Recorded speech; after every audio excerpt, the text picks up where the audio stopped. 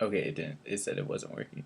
What is up, YouTube? I hope everyone had an awesome Thanksgiving with your families and everything. I was my first duty station is my first Thanksgiving away from my family, but I really enjoyed it. And in the military, your friends become your family, so that's really nice.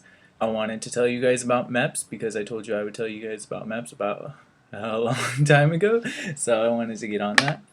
So let's talk about MEPS, baby. Let's talk about you going to MEPS. Alright, so for starters, most of you should know that when you're going through the recruiting process, your recruiter asks you a bunch of questions, and then before going to MEPS, you have to fill out a lot of paperwork, a lot of medical questions, a lot of yes or no's. How have you ever done this kind of drug? Have you ever been hospitalized for this? Have you ever been prescribed these kind of pills? A lot of those kind of questions. I actually have never gone to the doctor for anything, which is nice. I mean, I guess I'm healthy, but we couldn't afford me going to the doctor, so I had never gone before. My recruiter said that was a first for her, that she has never had someone never having gone to the doctor, and I'm like, so all my answers were no, and she kept asking me again and again and again and again and again, and then she told me that I could not change my answers once I get to MEPS, because if I change one single answer from a no to a yes or a yes to a no, that I would be not disqualified, but I'd have to go back to MEPS and like kind of start the process over, so it's more a pain in the butt than anything. So she booked me to go to MEPS, and I was pretty excited. I lived in Tucson at the time. MEPS was in Phoenix, so I would take a shuttle with a group of other people going to MEPS, and we would stay in this hotel, and I was thinking, like, whatever, it's going to be a shabby hotel. So on the shuttle, it's just myself and one other kid who's going into the Army.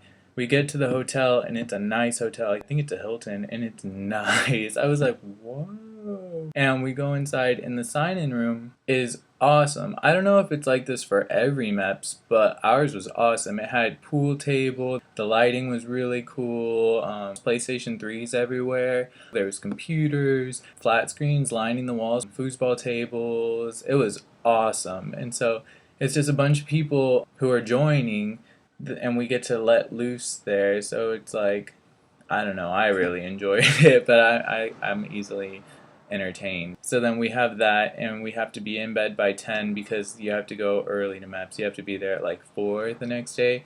So the next day we all wake up, everybody's half asleep and like shuffling along. They give you breakfast, but I was kind of too nervous to eat. So everybody's tired, shuffling along. We're like, I'm a morning person, so it wasn't that bad for me, but everybody else, they were feeling it.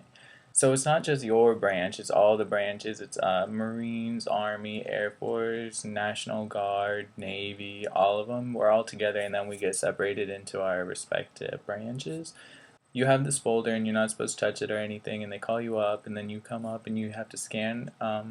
They call you up one at a time, and you have to like go up and scan your finger into this thing, so they get your fingerprint. Then you scan your other finger. I think they take a picture of you, and then you're sent off to your branches. So then like all the Air Force people go together, and honestly, like, I remember when I was at MEPS and like you mingle with everybody because you're just hanging out. I couldn't find any Air Force people. I was so confused. There's a lot of Army. There's tons of Army. There's a lot of Marines. There's a handful of Navy, and I was the only Air Force. I was like, where? What? Do people not join the Air Force? But then once I got to MEPS, there was a big, not big. There was a group of us, and we were joining. I remember the oldest guy was like 39, and all of us were like, can't, where, huh? So these group of people are going to be your friends for the next however long you're there. You get there at 4, you don't leave until 4. So you're together all day. So we have to turn our phones into, there's like a recruiter type guy, and you go to all these different places like for exams, and it's like you have to get your eyes checked, you have to get your hearing checked, you have to oh, the duck walk. Oh, you have to do the duck walk. They're gonna see you in your boxers, so I hope you're not shy. You also have to pee in front of everybody. There's that. I mean, when you talk, well, like when you think about it, it's kind of nerve-wracking. Like, oh, I have to get naked in front of these people, or oh, I have to pee in front of these people. But when you're there, everybody's doing the exact same thing, so it's like it doesn't even really phase you all that much. I know I had a shy bladder before, MEPS, and then before basic, because after basic you learn to not be shy about anything. You can talk to everybody, you can make friends, it's kind of cool. A lot of people from my flight were friends, or saw people in basic that they went to MEPS with, and I didn't, but I mean, that's cool. I was nervous because I felt like I was going to be interrogated. I felt like MEPS people were there to prove me wrong in saying that I had never had any of these things that I said no to. So I thought they were gonna grill me, like, "Are you sure you've never been to the doctor for anything? Are you sure you've never taken this kind of pill? Are you sure?" And I thought they were gonna be like, "Boom, boom, boom, boom, boom." No, no, not at all. Everybody's pretty nice. It's the civilians actually that were the ruder ones, but the military personnel, they're really nice. They don't go over absolutely everything with you. They go over the essentials, like have you ever done any drugs? How many times have you smoked marijuana? This, and this. Other than that, I don't remember being questioned on anything else that I went through. The duck walk, I hated. I was not good at it. I thought they weren't gonna let me in because I'm not coordinated at all. At all. I trip and fall over my feet, and then you have to like do this weird duck walk. You have to balance on your toes. You have to do all kinds of weird exercises in your boxers, which doesn't make it even any better. I was positive that they were gonna say no because I couldn't do the duck walk, and they even like I heard the doctor asking like, "Should you?" And then the other guy said, "Yeah, he's fine." So I was like, "Thank you, other guy. You saved my career." Okay, so you have to pee on the spot, and they had no water for us. Like there was no water at all, and they had kept apologizing. We're like, "Well, if how are we supposed to pee if we're not giving us anything to like pee?" So that was an experience. This one guy couldn't do it. He waited like an hour and he still couldn't do it, poor guy. You do have to do that whole spread them and bend over thing. That is not a rumor. I mean, I didn't believe it. And I had never gotten a physical because I didn't play sports because I'm uncoordinated. The guy who did my physical was old and he looked like the Toy Story old man who redoes Woody's foot, paints over Woody's like name or Andy's name on Woody's foot. Not kidding, he looked exactly like that guy. So you go and he tells you like take off your clothes and you're like okay. So I get down to my boxers and I was like oh this isn't that bad. And he just like does the whole like checks your spine and all that stuff. And then he's like okay drop your boxers and I was like okay. He just like turned around and bent over. I was like I felt so dirty, but it really wasn't that bad. It wasn't. Just, I don't know what he's looking for, but he's looking for something. And so then after that, you get dressed and then you go back outside. After that is when you do the duck walk. So then once you pass all the medical stuff, once you're medically cleared, they say congratulations, you're medically cleared and blah blah blah. So they give you your folder back and you say thank you, yay, and you like march downstairs. For us, it was downstairs. I don't know the other buildings. You have to go see a career counselor. Well, I thought they were gonna counsel me on what to do in the military because again, I had no idea what anything was in the military, and my recruiter told me that they would that that's what they're there for. And then she also said that these jobs aren't set in stone, that I can change them when I come back home. And I was like, good, because I'm going to choose them, and then I'm going to go talk to my recruiter and see like what the heck I chose. Like sit down with the counselor, and I'm like, okay, this part should be interesting because he's going to tell me what jobs I should do. No, that's not what happens. He gives you a list of the jobs that you're qualified for, then he says, now you can go pick out what you want to do. And it's like they're the AFSCs. They're not even like descriptions. So it's AFSC and then the title. And you're like, what is this? Like, I had no idea what any of them were. So I was just picking the ones that were familiar to me. It was like admin, I think, or something like that. I don't even know. And I chose it because the words looked familiar. And I was like, okay. And I back to him and he was like, okay. And then I verified with him, I can change these, right? And he said, oh, yeah, these are just like, we just need them. And then I was like, okay. So then after that, I went and talked to this other guy about getting I think he did a background check. I'm not entirely sure what. I don't.